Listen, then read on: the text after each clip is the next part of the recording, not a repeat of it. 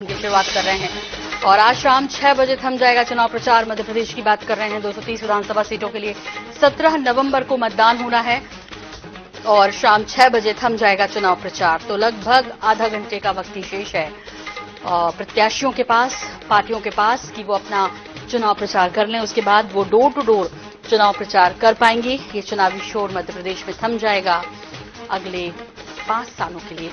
आपको बता दें कि 2023 इससे पहले 2018 में चुनाव हुए थे और 2023 का ये चुनाव मध्य प्रदेश के संदर्भ में बेहद खास माना जा रहा है, अलग चुनाव माना जा रहा है, क्योंकि इसमें दोनों ही दलों, जो प्रमुख दलों जिनके बीच टक्कर होती है बीजेपी और कांग्रेस, इन दोनों को बेहद उम्मीदें 2023 चुनावों से वैसे हर बार रहती है, लेकिन इस बार उम्मीदें बढ़ी हुई हैं क्योंकि 2018 में जो नतीजे आए थे उन्होंने कांग्रेस में भी उम्मीद की नई किरण को जगा दिया था। अलग बात है कि 2020 में घटनाक्रम बदल गया। और इस बीच आपको बता दें कि अब आपको लिए चलते हैं ग्वालियर और जबलपुर, जहां पर मौजूद है हमारे संवाददाता। उनसे जानेंगे कि क्या कुछ हाल वो देख पा रहे हैं, चूंकि अब डोर टू डोर ही आपके पास ऑप्शन बचेगा अब से आधा घंटे के बाद। पहले हमारे साथ ग्वालियर से जावेद खान जुड़ रहे हैं और संजय साहू हमारे साथ जबलपुर से जुड़े हुए हैं। जावेद, आपका रुख करते हुए पहले क्या नजारा है? लगभग आधा घंटे का वक्त शेष है और पूरी ताकत पार्टियों ने झोंक रखी है। ग्वालियर, चंबल, ये तो वैसे भी बहुत महत्वपूर्ण है बीजेपी और कांग्रेस दोनों के लिए। बिल्कुल, ग्वालियर चंबल की बात की जाए तो मध्य प्रदेश में जो विधानसभा के चुनाव है उसकी शुरुआत ग्वालियर चंबल संभाग से होती है और जो समीकरण होते हैं क्या सरकार बनाने के दावे किए जाते हैं। ग्वालियर चंबल संभाग की 34 सीटें बहुत अहम और मायने रखती हैं। अभी जहां तक आपने चुनाव प्रचार की बात की है, अंतिम दौर का चुनाव प्रचार अभी थोड़ी देर पहले ही यहां से केंद्रीय मंत्री ज्योतिरादित्य सिंधिया का काफिला निकला है और इस काफिले की थोड़ी देर पहले ही इधर से 4 शहर के नाके के लिए रवाना हुआ है। और इसके साथ साथ आप देख सकते हैं जो खामोशी और जो सन्नाटा है और जो चहल पहल हुआ करती थी और जो लगभग समाप्त सी है और केवल होर्डिंग और पोस्टर नजर आ रहे हैं। लेकिन सबसे बड़ी बात है कि ग्वालियर चंबल संभाग अपने आप में महत्वपूर्ण होता है और इस महत्वपूर्ण संदेश के साथ साथ ग्वालियर चंबल संभाग पर जो ताकत झोंकी है उसमें देखा जाए तो सबसे ज्यादा इसमें कहीं न कहीं जो कांग्रेस है वो पिछड़ती हुई नजर आ रही है। लेकिन अंतिम समय में बीजेपी ने अपने स्टार प्रचारकों के माध्यम से और खासकर जो जिम्मेदारी दी गई है केंद्रीय मंत्री ज्योतिरादित्य सिंधिया के कंधे पर पूरा दारोमदार करता हुआ नजर आता है, क्योंकि ग्वालियर चंबल संभाग की 34 सीटें जो 2018 में जो रिजल्ट आए थे उसके बाद से जब 2020 में उपचुनाव हुए थे तो उसके बाद सरकार बनाने का जो शिवराज सिंह चौहान की सरकार बनी थी उसका जीत का सेहरा केंद्रीय मंत्री ज्योतिरादित्य सिंधिया के माथे पर लगा था और अब उनको फिर से जिम्मेदारी है। 2023 का मिशन है, पूरी तैयारी के साथ साथ जो अभी रोड शो यहां से निकला है इसमें शहर के 3 जो विधानसभा सीटें हैं उसमें रोड शो निकालने के माध्यम से संदेश दिया गया है कि अंतिम समय तक पार्टियां जुटी हुई हैं। हालांकि अभी जो रोड शो की दूसरी चीजों की बात की जाए तो उसमें कांग्रेस ने ऐसा कोई लास्ट मोमेंट में कोई ऐसा दमखम नहीं दिखाया जो कि बीजेपी यानी भारतीय जनता पार्टी दिखा रही है। यानी कहीं ना कहीं पूरा फोकस ग्वालियर चंबल संभाग पर है और 2018 का इतिहास है उसको बीजेपी दोहराना नहीं चाहती है। इस कारण से पूरा ताकत यहाँ पर लगाई जा रही है और लास्ट मोमेंट में जो स्टार प्रचारक के रूप में यहाँ पर केंद्रीय मंत्री चाहे गृह मंत्री अमित शाह के दौरे हों, प्रधानमंत्री नरेंद्र मोदी हों, उन्होंने मध्य प्रदेश नहीं ग्वालियर चंबल संभाग पर भी व्यक्तिगत रूप से बहुत फोकस किया है और अब नजारा है और 17 नवंबर का मतदाताओं को इंतजार है और सभी राजनीतिक दलों को भी इस चीज का इंतजार है। बिल्कुल। और एक जगह और है जावेद खान जिस पर फोकस बनाया पार्टियों ने, बल्कि चुनाव प्रचार ही वहीं से शुरू किया। वो जगह वो है जहां पर इस वक्त संजय साहू मौजूद हैं। हम जबलपुर की बात करें, संस्कार दानी कहलाती है मध्य प्रदेश की, और ऐसे में जबलपुर से ही पार्टियों ने अपने चुनाव अभियान प्रचार का आगाज किया था। अब से कुछ देर के बाद, लगभग कुछ मिनटों के बाद, 25 मिनट के बाद संजय थम जाएगा चुनाव प्रचार। जबलपुर में क्या माहौल है? जी सोनल, बिल्कुल बात करें जबलपुर की तो जबलपुर में भी अब आधा घंटे बाद जो प्रचार है वो थम जाएगा और लोग जो प्रत्याशी हैं वो डोर टू डोर संपर्क कर सकेंगे। लेकिन हम जबलपुर ही नहीं, संपूर्ण महाकौशल की बात करेंगे, क्योंकि महाकौशल की 5 वो महत्वपूर्ण सीटें हैं जहां पर जिस पर पूरे प्रदेश भर की निगाह है। सबसे पहले तो बात करें छिंदवाड़ा की, जहां पर पूर्व मुख्यमंत्री जो है कांग्रेस के अध्यक्ष, प्रदेश अध्यक्ष कमलनाथ लड़ रहे हैं, वहां पर सबकी निगाह है। साथ में इस बार जो है बड़ा उलटफेर भारतीय जनता पार्टी द्वारा किया गया है, जिसमें 2 केंद्रीय मंत्री और 2 सांसदों को यहाँ पर टिकट दी है।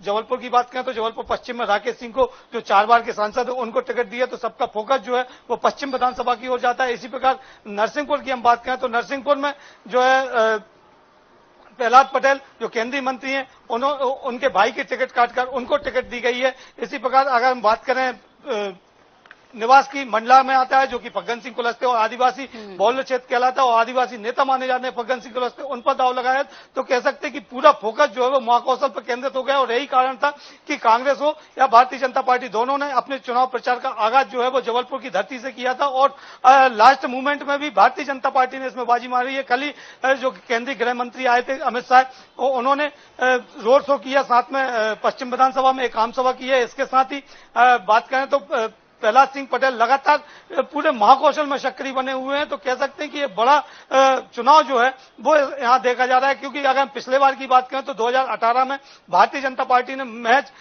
13 सीटें जीती थी 38 सीटों में से, और वहीं 24 पर कांग्रेस ने विजय श्री प्राप्त की थी, तो वो जो है उलटफेर वो करना चाहती है। और यही कारण है कि इस बार सबका फोकस जो है वो महाकौशल का जो केंद्र बिंदु कहा जाता है जबलपुर, उस पर बना हुआ है। अगर हम बात करें जबलपुर की, तो जबलपुर में आज जो है वो स्मृति ईरानी जो केंद्रीय मंत्री हैं वो सिहोरा आई हुई थी, और इसी के साथ बीडी शर्मा जो है वो रोड शो करते हुए नजर आ रहे हैं उत्तर मध्य विधानसभा में। तो कह सकते हैं कि ये तमाम प्रकार की जो प्रचार है भारतीय जनता पार्टी द्वारा वो किया गया है। बाकी बात करें तो हाल ही में राहुल गांधी जो है वो स्टार प्रचारक हैं, कांग्रेस के पूर्व राष्ट्रीय अध्यक्ष हैं, उनके द्वारा भी एक रोड शो यहाँ पर किया गया था, एक सभा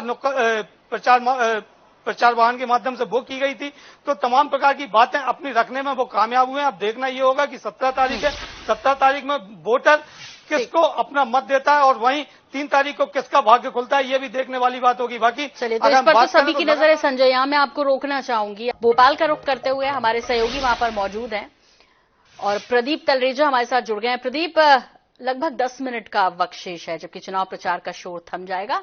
राजधानी में किस तरह का माहौल देख रहे हैं? ये 10 मिनट कितने खास?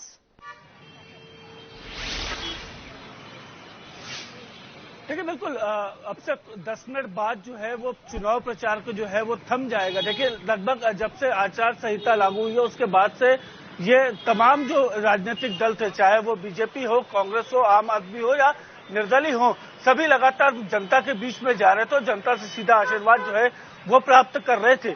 17 तारीख यानी परसों मतदान होना और मतदान से तकरीबन 36 घंटे पहले चुनाव प्रचार पर रोक लगा दी जाती है। ये निर्वाचन आयोग का एक काम होता है। देखिए, अब जब इसके बाद जब रोक लग जाएगी तो किसी प्रकार के धरने, प्रदर्शन या रैली सभाएं नहीं हो सकेंगी। ये तकरीबन 230 विधानसभा सीटों पर रहेंगे जहां पर मध्य प्रदेश में विधानसभा के चुनाव मतदान होने हैं। और इस मतदान को लेकर देखिए, जो सुबेरे से ही हमने देखा है कि ताबड़तोड़ रैलियां, चाहे वो बीजेपी की तरफ से हो, कांग्रेस की तरफ से हो, तमाम बड़े दिग्गज नेता जो हैं वो आज अलग अलग क्षेत्रों में दौरे करते नजर आए थे। लेकिन अगर मध्य प्रदेश की जाए तो मध्य प्रदेश में लगभग 2049 से ज्यादा जो मतदान केंद्र बनाए गए, वहां पर सुबेरे से 6 बजे से मतदान शुरू होगा और देर शाम तक ये मतदान की स्थिति जो है बनी रहेगी। हालांकि जो परमिशन थी, सभी प्रकार की परमिशनों को रद्द कर दिया गया है। जो बाहरी लोग आए हुए हैं उनको वापस उनके क्षेत्र में भेजने का काम भी जो है वो लगातार किया जा रहा है। तो ये पूरे राजधानी भोपाल सहित तमाम पूरे मध्य प्रदेश की यही स्थिति जो है कमोवेश देखी जा रही है। जी बिल्कुल प्रदीप, और इस बीच मतदाताओं में उत्साह, दूसरी तरफ तैयारियां मतदान कराने को लेकर, शांतिपूर्ण कराने को लेकर, सुनिश्चित कराने को लेकर, वो किस तरह की देखने को मिल रही है?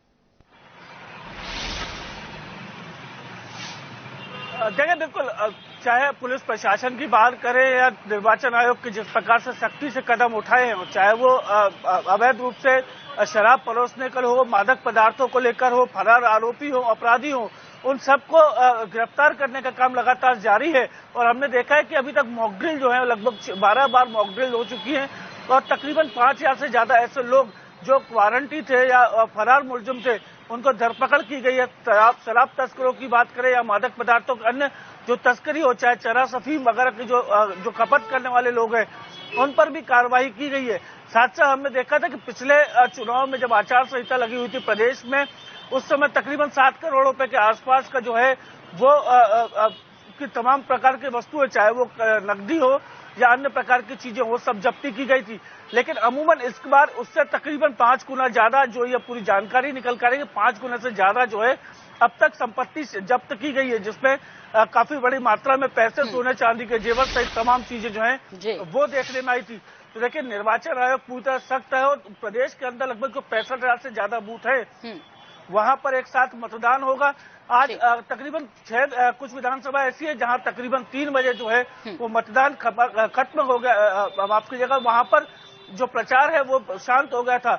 और सबसे बड़ी बात यह है कि ये वो क्षेत्र है जो कहीं ना कहीं नक्सली प्रभावित क्षेत्र था, उन क्षेत्र पे इस प्रकार की सबसे ज्यादा चीजें जो है वो देखने में आई हैं। अब वहां पर जिस प्रकार से बिल्कुल मतदान प्रदीप, और वाकई में अब इंतजार सभी को जो है 17 तारीख का है, क्योंकि अब बस कुछ घंटे शेष हैं जब वो डोर टू डोर जाकर चुनाव प्रचार कर पाएंगे। लगभग 7 से 8 मिनट के बाद मध्य प्रदेश में भी चुनावी शोर थम जाएगा। प्रदीप, बहुत धन्यवाद इस तमाम जानकारी के लिए आपका।